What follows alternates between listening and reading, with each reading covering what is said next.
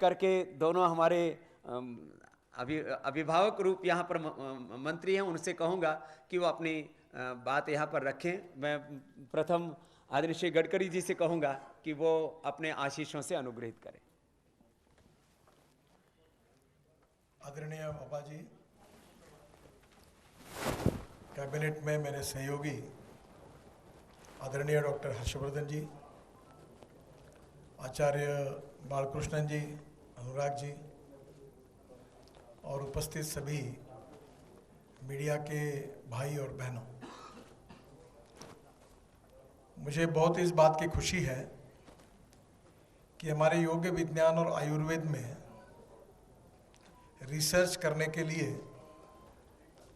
आचार्य बालकृष्णन जी ने और बाबा जी ने एक बहुत बड़ी अनुसंधान संस्थान का स्थापना की है।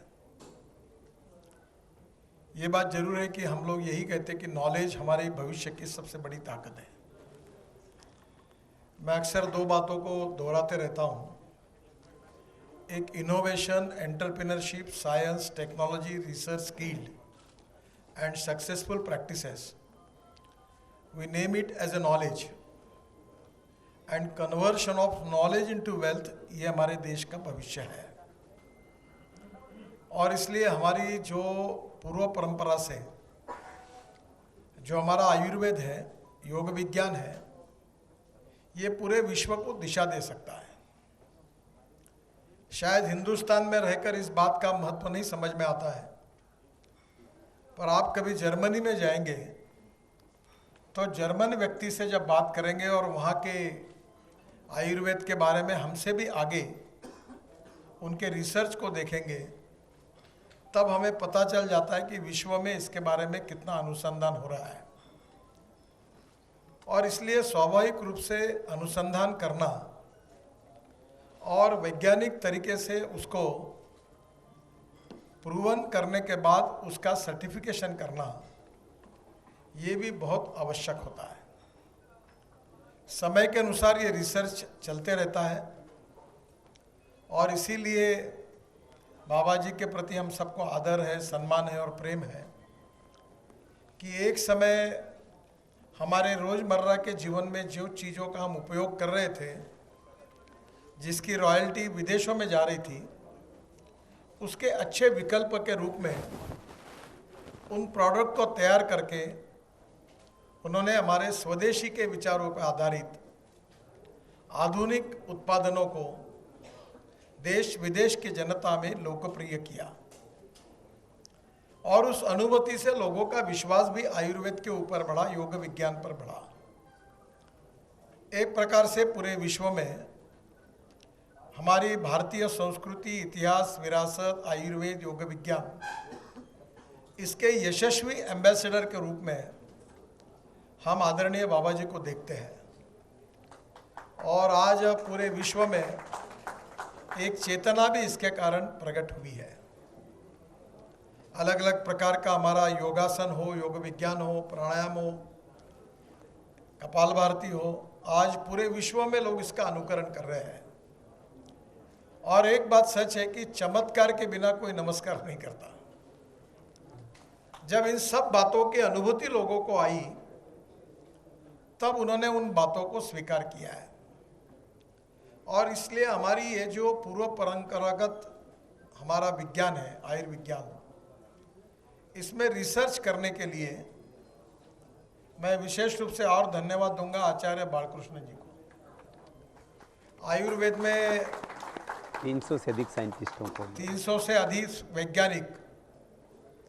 और बालकृष्णन जी से मैंने जब नज़दीक से उनको देखा कि किसी भी चीज़ का सखोल अध्ययन करना, और मैं तो मैनेजमेंट का विद्यार्थी भी हूँ, प्रबोधन, प्रशिक्षण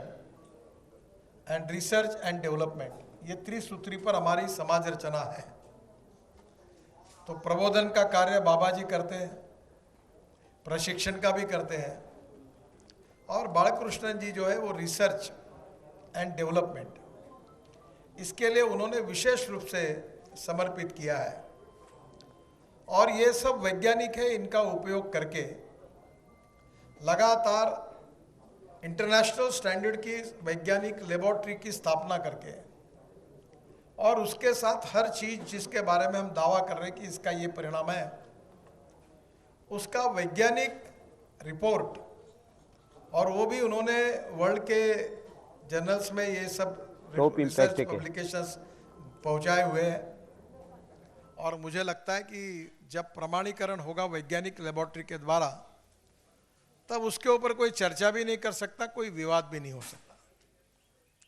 और इसलिए सबसे महत्वपूर्ण बात यह है, जिसके लिए मैं बाबा जी को और बालकृष्ण जी को धन्यवाद दूंगा, कि अभी तक आयुर्वेद में हम ये दवाई लो, हम ले लेते थे क्योंकि विश्वास था, फायदा भी होता था, पर अब इसका वैज्ञानिक मूल्यांकन एनालिसिस करके उसके रिसर्च पेपर के साथ उसका प्रेजेंटेशन ये दुनिया के सामने करने का काम भी उन्होंने किया है। और इसलिए किसी चीज के बारे में हम कहेंगे कि ये इस विषय पर इसका सबसे अच्छा परिणाम होगा, तो रिसर्च पेपर के द्वारा, हमारे वैज्ञानिक लेबोरेटरी के द्वारा, उसके प्रयोगों के द्वारा ये प्रमाणित करने के कारण इसकी विश्वसनीयता काफी बड़े प्रमाण में बढ़ती भी है। हमारे देश में एलोपैथी भी है, आयुर्वेदिक है, नेचुरोपैथी है, होम्योपैथी है, यूनानी है, और सब इसमें लगातार रिसर्च करना, ये समय की आवश्यकता होती है। मैं 4-5 दिन पहले मैंने मेरे घर पर एक मीटिंग बुलाई थी, और इसमें डॉक्टर हर्षवर्धन जी के मार्गदर्शन में काम करने वाले अनेक वैज्ञानिक प्रयोगशाला के भी प्रमुख थे, और मीटिंग का विषय था लिथियम आयन बैटरी, कि विश्व में आने वाले 10 साल में भारत को अगर सुखी समृद्ध संपन्न करना है, तो पेट्रोल डीजल का पर्याय के रूप में हम लोग electric vehicle, electric bike, electric auto rickshaw, electric bus, electric tractor, वो भी अब हो गया, तो ये हम कैसे तैयार कर सकते हैं। और ये भारतीय वैज्ञानिक उनके रिसर्च के आधार पर हम कैसे काम कर सकते हैं। तब मुझे पहली बार पता चला कि लिथियम आयन बैटरी का 81% पार्ट हिंदुस्तान में तैयार होता है। और मैं उन सब वैज्ञानिकों के सामने मैंने एजेंडा रखा कि 2 साल के अंदर पेट्रोल की कार, डीजल की कार, पेट्रोल की बाइक और स्कूटर, और उसके साथ इलेक्ट्रिक की बाइक और स्कूटर, इलेक्ट्रिक की कार, इलेक्ट्रिक की बस, 2 साल के अंदर दोनों की कीमतें समान होनी चाहिए। और जब ये बात मैंने उनको कही तो उन्होंने कहा कि निश्चित रूप से होगा, और हमारे देश में वैज्ञानिकों की कमी नहीं है,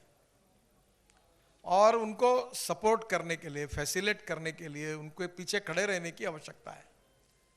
आचार्य बालकृष्णन जी के रूप में और बाबा जी के रूप में इस अनुसंधान संस्थान में 300 वैज्ञानिक रात दिन काम कर रहे हैं, और उनके पीछे पतंजलि का गुडविल तो है ही, पर बालकृष्ण जी का और आचार्य बाबा जी का, दोनों का आशीर्वाद और मार्गदर्शन, इसके कारण उसकी और ताकत बढ़ी है, और उसके पर जो अनुसंधान हुआ है उसके आधार पर आज का कार्यक्रम हो रहा है। मैं इस अनुसंधान के लिए देश की जनता को इसका फायदा तो होगा ही, पर ये वैज्ञानिक रूप से ये कार्य करने के लिए ये बाबा जी को और आचार्य बालकृष्णन जी को बहुत बहुत धन्यवाद देता हूँ, उनका अभिनंदन करता हूँ। और मुझे खुशी है कि अब सब बातों का वैज्ञानिक आधार लेकर फिर वो जनता के सामने आए हैं, तो निश्चित रूप से लोगों का भी विश्वास इसके ऊपर और अच्छी तरीके से बढ़ेगा, और हमारे स्वास्थ्य के बारे में एक ये जो नई दिशा पतंजलि ने विशेष रूप से दी है, इसलिए मैं उनके प्रति आभार भी व्यक्त करता हूँ, धन्यवाद भी देता हूँ। और इसी प्रकार का अनुसंधान कार्य जो इंटरनेशनल स्टैंडर्ड्स और रिसर्च के बराबरी का हो, और ऑलरेडी है, और इसमें आगे ऐसी बढ़ोतरी होती रहे, ताकि हमारी ये अनुसंधान संस्थान केवल देश को नहीं तो विदेश में बैठे हुए अनेक लोगों को भी इसके बारे में दिशा दर्शन दे सकता है। ऐसा कार्य आगे भी भविष्य में होगा, ऐसा विश्वास व्यक्त करते हुए बाबा जी को अभिवादन करते हुए और बालकृष्णन जी का भी अभिनंदन, धन्यवाद। और जो 300 वैज्ञानिक है, अनुराग जी जिसमें काम कर रहे हैं, उनके सब साथियों को भी मेरी बहुत बहुत शुभकामनाएं। धन्यवाद, नमस्कार।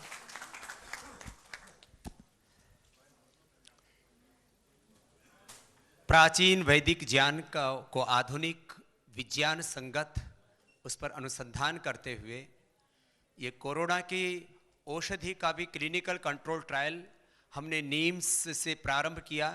इसलिए हम डॉक्टर तोमर और नीम्स का भी कृतज्ञता पूर्वक अभिनंदन करते हैं कि हमको पहला एक क्लिनिकल कंट्रोल ट्रायल करने का एक अवसर उन्होंने हमें उपलब्ध करवाया। और कोरोनिल श्वासारी अणुतेल से ये यात्रा शुरू हुई। डेंगूनिल और पीडानिल से लेकर के फैटी लिवर, लिवर सिरोसिस और हेपेटाइटिस जैसे रोगों के संदर्भ में अभी तक स्थापित मान्यता ये थी कि एक बार किसी को हेपेटाइटिस ए, बी, सी हो गया तो नेगेटिव नहीं होता। उसको भी हमने लिवोग्रिट और लिवामृत से नेगेटिव करके डॉक्टर सरीन ने, मैं 2-3 बार गया हूँ, हमारे लिवर के बहुत बड़े एशिया के माने हुए डॉक्टर हैं, बोले स्वामी जी ये हमने अपनी लाइफ में नहीं देखा था कि ये नेगेटिव भी हो जाते हैं। और मैंने सामान्य लोगों से लेकर के आर्मी में ब्रिगेडियर और जनरल से लेकर के डॉक्टर से लेकर, सबसे पहला हमने हेपेटाइटिस का पेशेंट डॉक्टर साहब, डॉक्टर भारती रामकृष्ण मिशन का ही ठीक किया था आज से 25 साल पहले। लेकिन उस समय हमारे